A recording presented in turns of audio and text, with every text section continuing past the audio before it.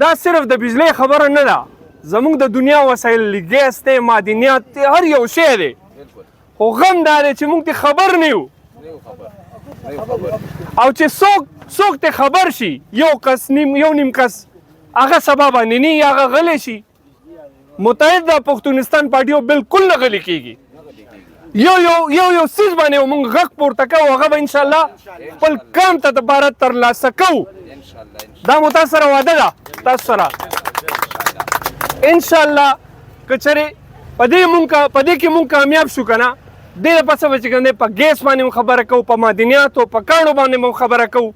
تاسو خبر یئ په دې ټایم کې چې کوم دی زموږ په پښتنه خاوره 80% ځمکه چې کوم دی باراني ځمکه ده، چې زموږ د دومره ډېره اوبه مونږ ته الله راکړې ده، خو دا صرف باراني ځمکه ده چې دې کې نهري نظام نشته، دې ته اوبه نشته. او زموږ په اوبو باندې 82% د پنجاب ځمکه چې کوم دی آبادیږي، آباده ده، چې په کومو غنمو باندې مونږ باندې بدماشي کوي.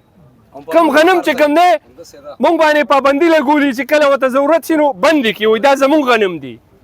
هغه غنم زموږ په اوبو باندې دغه کېږي، مطلب دا چې هغه زموږ په اوبو باندې چې کوم دی کرونده کېږي. پښتو وسایلو کې چې کوم دی مونږ خوار و زار یو، ځان به پیژندل غواړي، را پاسېدل به غواړي. په دې باندې زموږ نمبر شته.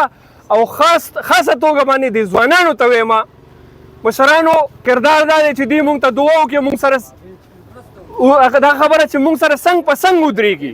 او ځوانانو ته زه دا وایم چې دوی مونږ سره د سوشل میډیا ملګرتیا وکړي، زموږ نه پوسټ شیر کړي، په دې باندې کمنټ وکړي.